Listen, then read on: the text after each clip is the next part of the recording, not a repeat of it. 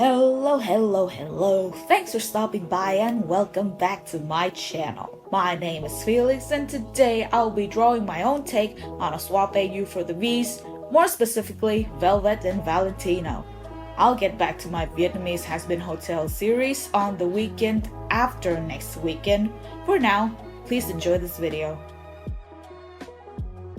I was inspired big time when I saw an animatic music video of State Gone Swap AU done by Robin Z on YouTube.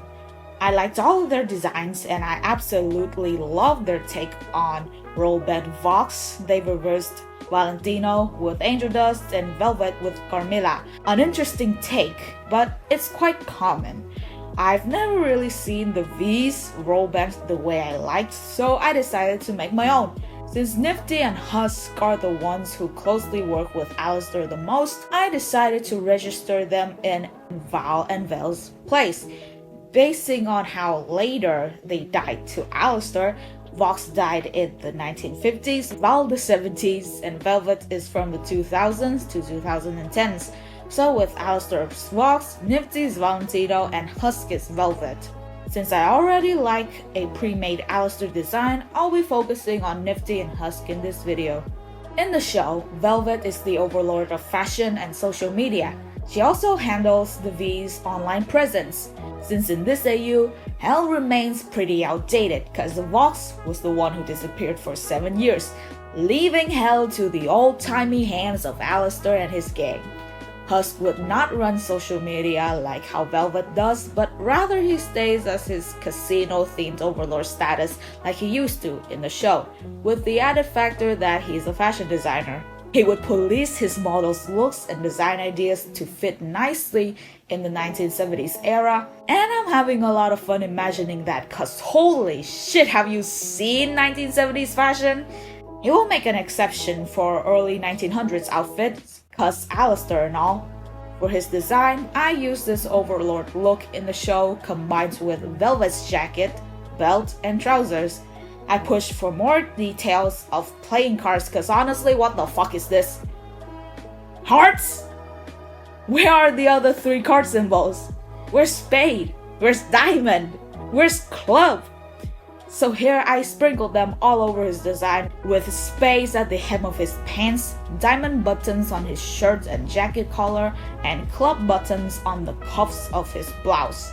The hearts in his ears are now ear piercings instead of whatever those weird inner ear fur markings were. Oh, and I did a little recoloring on his umbrella just for the hell of it. I got rid of his old chicken wings cause they're the most problematic things in the design. They're just there to torture the animators and I'm not cramping my hands for a sloppy recycled design with no visual direction. Apparently, Velvet is supposed to resemble a vulture, but I'm not ready to draw a bird wing for this video. I instead replaced them with the bat wing because it looks cooler, darker, and a lot easier to color. I am aware of the fact that I only put 1 wing for him. I did decide against 2 wings because of the fight between Alistair and Vox 7 years prior. In the show, both Vox and Val had 1 antennae shaped weird, and I like the theory that they got broken in the 7-year-old fight. So in my AU, Husk lost the wing along with his ability to fly due to that fight. I guess in this AU, the deal between Alistair and Husk worked out in Husk's favor, and they ended up in the same team. Moving on to Nifty, she's an Oiran. I chose to design her in this direction because of the show's design reminds me of the makeup Geisha and Oiran wear. I did some digging, read a manga, and I know that girls who worked as an Oiran couldn't be more different than Valentino and his job. Nifty in this AU, she's not exactly an Oiran. Rather, she only dresses as one for the aesthetic of it, and since the real Oiran in Edo period Japan had to buy their way to freedom, it created this ironic situation where the supposed Oiran is stripping away her victims' freedom and make them work or pay for it. I incorporated Nifty's elements with what an Oiran wears. Her hair ornaments are sewing equipment with 6 sewing needles and 2 rolls of thread, and the backmost hair pieces are actually horns. Her outmost layer has the cockroach and needle pattern, and her sash features regular Nifty walking her poodle through hellfire. Her feet are fused with the wooden sandals, and yes, this is an excuse for me to avoid drawing toes. I tried my best to draw the outfit, and I know it might not be accurate, so please feel free to give me any constructive criticism you have on her appearance. I can change, I can improve, I promise ya. I'm trying out a different style of drawing today. As you can see here, I'm going for a watercolor look done digitally. I do have a digital watercolor style, but they're not watercolory enough, so I'm literally just following a tutorial for my page now. But my god, this method takes so much more time to do. I can't use the fill tool, and I have to re-pick a new color every time I need to move on to another part when shading. Safe to say, I won't be using this method much in the future. As you saw from the speed paint, I initially drew them separately. I sketched Nifty doing her Oiran walk along with Sir Penchas accompanying her. In Japan, Oiran walk is done to advertise the services, so I think it'll be fitting for Valentino Nifty here. In this AU, Sir Penchas is her angel dust. As for why I picked him, I guess he's the only other male character she interacted with that she showed interest and then later ditched him. For Penchas to be Nifty's 1800s Japanese plaything, I dug around and looked into male prostitution in Edo period Japan. Needless to say, I found some pretty gnarly stuff. Apparently the word for male prostitutes, kagema, means in the dock, and it reflects the period where male kabuki actors that play female roles had to have sex with men as a part of their training. Questionable logic, I know, but as questionable as it is, it fits perfectly as a backstory for Swart Penchas. He wouldn't necessarily be a female role male actor, but he still does sex work as a part of his acting career. That brings us to the type of films Valentino Nifty produced.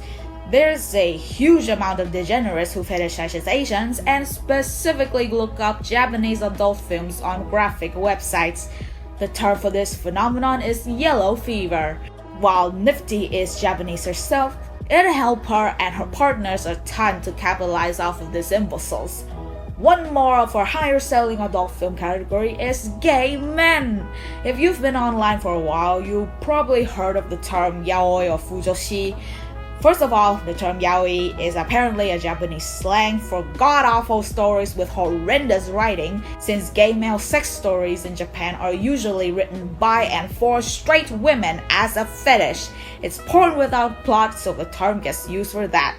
So often that it gets claimed as an actual term for Japanese gay male stories. And for fujoshi, it's to describe the straight women who fetishizes gay men. If you think this is hot, get help and be interested in men who actually want you.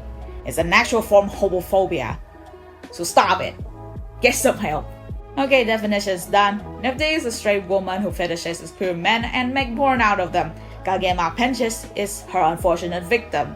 I'm not sure how this would affect her relationship with Alistair and Husk, since they're both men that are queer, but if this video gets enough attention, I'll expand on this. The idea of switching around the two redemption-worthy sinners is quite appealing to me, but again, I also want Angel Dust to be in Carmela's place, cause it's also interesting to explore that version of his and Husk's dynamic. Nothing is set in stone, so I decided to scrap the initial sketch. I did notice that Nifty turned out to be more of an Oiran than a fusion of Valentino and Nifty compared to Husk in Velvet's place, but I think it'll work out lore-wise in the end. We all know Nifty is only another theory bait and Miss Medrano is just taking characters from the show with no visual cues of whatever and saying they're of some random race. Seriously, she's just pulling another J.K. Rowling, but instead of queer identities, it's ethnicity. A theory deducted that Nifty is a Nisei, and she was forced to act American outside her house but had to be on her best Japanese behavior once indoors. I'm gonna focus on her American moments, and that was when she was told not to show any of her Japanese heritage through her appearance, speech, or behavior. That explains the poodle skirt, a fairly Western trendy article of clothing, and the lack of Japanese anything on her design and actions in the show. This stressed her out and contributed to her going insane. Continuing from this theory, Valentino Nifty is decked out in Japanese drip as a way of giving her parents the biggest middle finger for forcing her to conceal her identity. It's very tempting for me to shove every Japanese mess I come across into this What's Nifty, because there's this tofu boy yokai and he's depicted with one eye, a long tongue, and clawed feet in some renditions. These details are very fitting for Valentino Nifty, and the fact that Tofu Boy will offer you tofu and eating it would make you die or not, depending on your luck, would fit this story even more. So in the show, Valentino has these love potions that are used to mind control people, and I thought, how about Nifty makes mind control tofu instead? She'd also feed these spiked tofu to her employees, and if any of them misbehave, the food would destroy them from the inside out. After being done with the line art, I noticed that her neck is quite longer than the average proportions, and it reminded me of another Japanese yokai, Rokurokubi, a long-necked woman who would terrorize the village that she lives in. I thought it would fit Valentino Nifty too, so I decided on keeping it. It's been a while since I've last touched up on my knowledge of this yokai to explain further, so please check out this video from Linfamy for your own research.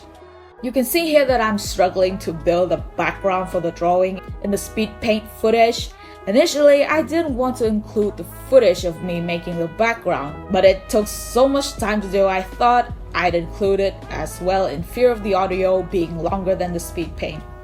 And here's the finished product. And I also made alternative versions of the background in case you think the first one is too vibrant to be in hell. This is technically the finishing line of today's video, but I don't want to draw just one illustration of my designs, so please do stick around for another artwork of my swapped Vees. It wouldn't be long and Alistair would be included this time. Did you notice something? Did you notice that this is the first time I've included footage of sketching? I usually sketch on paper because I find this method gives me more control without zooming in too much and hyperfixate on an area. Then I scan it into my laptop. Then I'll continue drawing digitally, but since I don't record myself sketching on paper, there's no footage available. I'm trying to do a screenshot redraw here. I'm sketching directly into the screen on top of the picture. It helps me learn the proportion of the show's style and replicate it better. I'm experimenting a lot with today's video, huh? Surprise! I'm also experimenting with editing my audio recording. Hope you can hear me better than the last vids. I thought the show's style would be faster to draw, but my god, it's hard to replicate. I tried my best on the sketch, and when I got to the line art, I kinda gave up. The hardest to draw was definitely Husk. Really don't know what's going on here, and the hard nose makes him look kinda dumb. Giving him a proper cat snout would not only make him more anatomically cat-like, it would make him look way cooler.